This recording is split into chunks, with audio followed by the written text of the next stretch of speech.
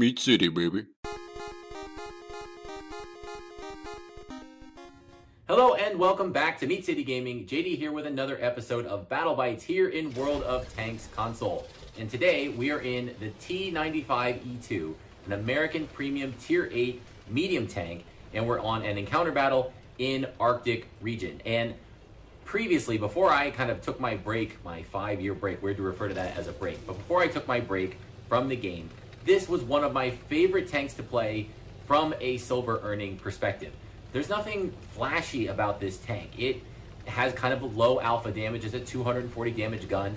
It's not a very fast reload, so you really don't ever feel like you're gonna outpunch whatever you're going up against. Something's gonna have a faster rate of fire, or it's gonna hit harder, or it's got an autoloader, right? There's nothing flashy about the gun or the tank in general, but it is just a really, really solid all-rounder, which makes it a good silver earner. And I think this thing gets premium matchmaking, so you're never up against anything above tier 9 tanks, and that's rare. And as we can see, that's paying off in this battle, where we are the top tier in a tier 8 battle. So we've got ourselves in position here. I like to be up on this little ridge at the north of Arctic region. I feel like if you can win this position, it gives you a lot of options. So we're engaging with 2 medium tanks on the enemy team. I get a shot into the A44, start to reverse, and I'm conscious that there's artillery in this game, but it doesn't matter. Big artillery shot loops in and splashes not on my tank, in front of it, and does over 500 points of damage. So just like that, a minute and a half into the game, and I've lost a third of my hit points from indirect splash damage. But that's okay. We do take out the A44, so now 1 tank down. I did take some damage, but we have a little bit more of a better shot at winning this ridge. And in front of us is a Leo, which is a tank I am not familiar with, but I went and looked it up. It is a Swedish, I think it's tier 7 medium tank. And if it has the top gun, it's got 300 alpha, which again, will outtrade this tank. So I want to, one of the great things about this tank, one of the things that makes it so good, is it has a really strong hull, again, for the tanks that it is often going to be matched up against. So if you can work a ridge line, if you can pop the, just your hull, or just your turret up over the top of the tank, I meant turret armor if I said hull armor. It's got a really strong turret. A lot of tanks that shoot at you, 6s and 7s especially, but even 8s, some 9s, they'll bounce off this thing pretty reliably. So now that we have won this ridge, we can do that. We kind of have 3 different lanes of vision opened up, and we can use this ridge to kind of just poke up and take shots. And as we can see, that's what we're trying to do here to the Freedom and the Minuteman on the other team. And the Freedom, I do know that tank. That's like an old premium. It's got tons of armor on its turret. It's one of the most frustrating tanks I've ever had to fight. You can't really shoot its hull because it's got that, I think it's spaced armor on it. You can't really shoot the turret because it's got spaced armor on it, so it's really tough to fight. But you can see we keep at it, we keep poking the ridge, and we get our first kill there with the Skoda T25 down near that the valley kind of fight that usually happens where the heavies do a lot of their battling on the J line, I guess it is. So we were able to pop in there, get a shot, and again, that's what this ridge is all about. You can look 3 kind of different ways, all the way to the 1 line, the 2 line, if there's tanks hanging back there, down where we were fighting that Skoda and the Minuteman. You can peek this little valley, right? Sometimes tanks like to get some vision on the other side of the map. They'll poke up at the end of the valley here, and that's a really important location for this battle because that's where the flag is for this encounter battle. That's the only base in the map, so we need to keep an eye on that as well. And the other thing it lets you do is keep an eye on your own base, the kind of ridge or little mountain line that you have that protects your own spawn point. The enemy, if they make it through, they like charge down that heavy line and break through.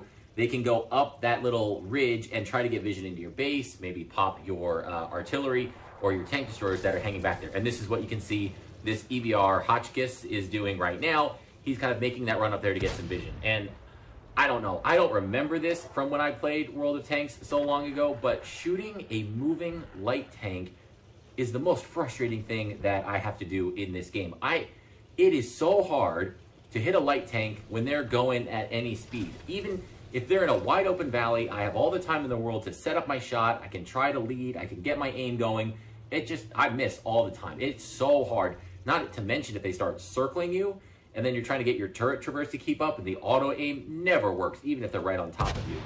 It's really difficult. So I don't know if something changed or if that's the way it's always been, but I have been struggling with that a lot. So if you have any tips on how to deal with these light tanks and how to take them out and how to aim at them, feel free to let me know in the comments. But one thing I will do, if I know early in the battle I'm kind of going in a spot where a light might start doing that early, you know, dip and dive and running around, I would load a high explosive, and that way if I hit them, hopefully I'm popping their tracks, hopefully I'm doing a lot of damage.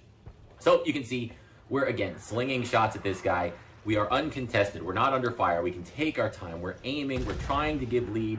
It's just not working. But this shot, I do finally get it just right, and we put in a nice meaty hit. We also damage the ammo rack, so, you know, lowering the DPM of that tank if they don't have a repair kit to repair it. But not enough to take it out, so it's still in the battle. It's still running around and causing some havoc. And the other thing, there is another light tank here. We can see it's a Falcon. Is that an independent tank or a mercenary tank? Not very familiar with that one. I know that's available. I think it's one of the free XP tanks coming up in this current season. And it's one I was considering getting. These little light tanks that do some spotting and have really good camo rating. I don't have a ton of those. So I'm interested in that tank. I'm going to be doing a little bit of research on it as well. But we tried to put a snapshot in as he poked the ridge. I think we hit him. Once again, we're using the replay feature, so we're not getting the live damage tally as we go through the battle, but I do think that shot went in, so we did a little bit of damage to that T92, or the Falcon, I guess it is. So we can see the battle's really close. 7 tanks on each team. It's even in terms of tanks. We can't really see the hit points, so we don't know what's going on, but there are still 2 artillery on the enemy team, and I know I'm in a spot where artillery has hit me before and can probably still aim. So I do pop up here again. I get a shot into that medium tank who's retreating. Is it French? The name looked French, but I'm not sure. So he retreats, and at some point, we have to be careful. I'm trying to use this rock to stay arty safe, but it's not that tall, so I'm pretty sure an arty could splash me and do some damage if it really was focused on this area. They don't seem to be at the moment, which is good, but we don't want to hang around here too long. So I decide, let's push the attack. I am a top-tier tank. Other than that artillery hit at the beginning of the battle, I have all of the rest of my hit points. I haven't taken any other damage, so I still have some left to give to get in there and mix it up a little bit. So we're going to look to push down into the valley here and help out, but first, let's go ahead and finish off that P43 BIS. That's the tank that we shot earlier. Now we get to finish them off, and I believe that was our second kill of the match. And I'm looking here, we do see there's a Freedom, there's that new premium tank, the Panzerjäger, back in the enemy base, kind of really playing defense, but we don't have a good shot at them right now.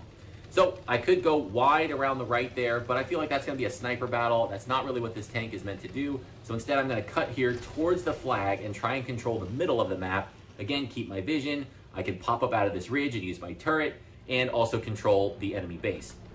So we're going to approach, and I know that Falcon is around here somewhere, right? We saw him before. He's going to be down in this dip somewhere. Hopefully we can run into him and do some damage. Now, I get spotted right there, and it seemed like a really weird spot to get seen. Where is the enemy? They couldn't be back to the right because I didn't come around the rock far enough. They couldn't be back near our base because we have all kinds of vision and tanks back there. So I'm trying to figure out, where did that tank, wherever they're hiding, where did it spot me? And is it that light tank? So again, now we're going to come and just slowly edge out. And there, okay, I get spotted again.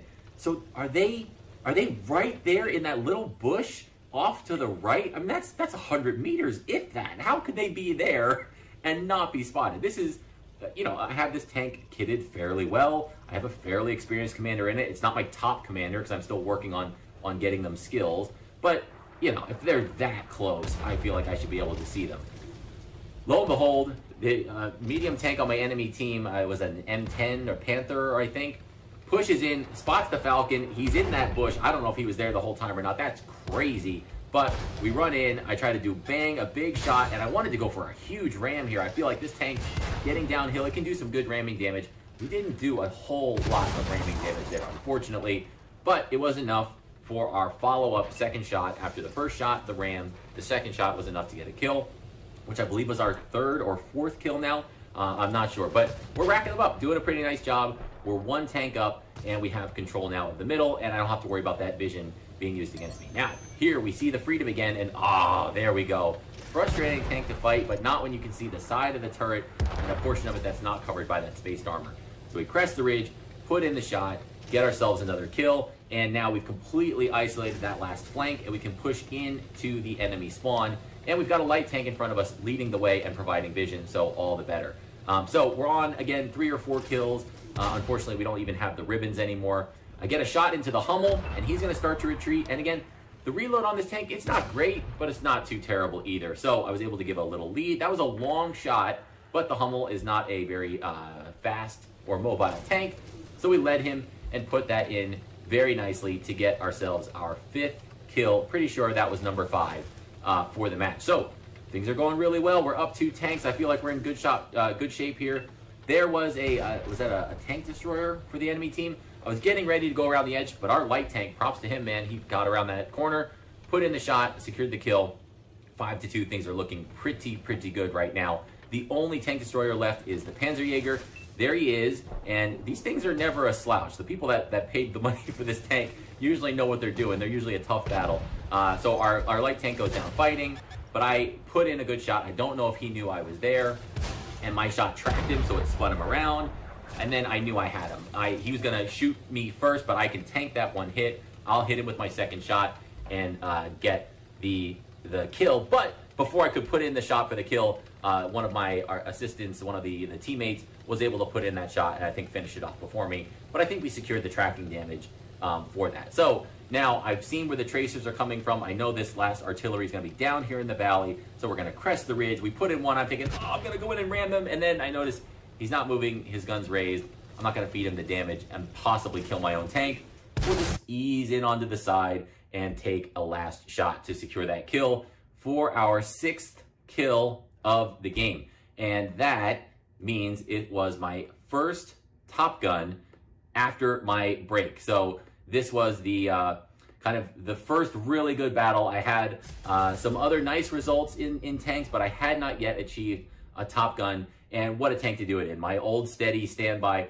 Rare for this tank to do kind of, again, it's always steady. It's nice, but this was a great result. 118,000 silver with the premium account. This is a temporary premium from season stuff that I just earned. 65,000 credits. If not running a premium account, nothing to sneeze at. We can see the 6 kills, which of course secures us the Top Gun, and a little over 4,000 damage for 25 hits. Like, that's crazy. 25 hits in any tank is a monster game, but in this tank with that 240 alpha damage, it's good. It's good, but it's not like mind-blowing. And then this actually surprised me. So when we get to the medal page, I got a Pascucci's for the 2 artillery kills, the Bruiser for doing a bunch of module damage, and a first class mastery badge. I was not expecting that. Kind of, sometimes when you're in the flow of the battle, you just know when you're having a really good game. You know when it's like, oh, this is one where something really special could happen if I finish it out. And I finished it out, right? Got those last couple kills, secured the win. I thought this was gonna be an ace tanker in the T95E2. I was like pretty sure, and then surprised to see the first class mastery. And of course, we also get that Top Gun, highly coveted medal for me to grab my first one of those. And I guess the only reason that this didn't have a higher result for the ace tanker, we were top tier, right? Most of what we were shooting was same tier or 1 or 2 tiers below us. So a little bit of a penalty for that. And again, you know, 4,000 plus damage, good, but not insane. But for this tank, I thought maybe that would get enough. 25 direct hits. But still, a really fantastic result. I think we did more damage than the next 5 guys on our team combined, which, you know, you're expected to do when you're in a good tank that's top tier. But again, performing above and beyond here. So really happy with this result. Happy to get my first Top Gun, but not my only Top Gun. A little bit of a teaser in the time since I've played this and I'm getting the video up to speed. It may have happened again, so maybe a video to look forward to. So thank you for joining me. I hope you enjoyed this battle, and I'll see you next time.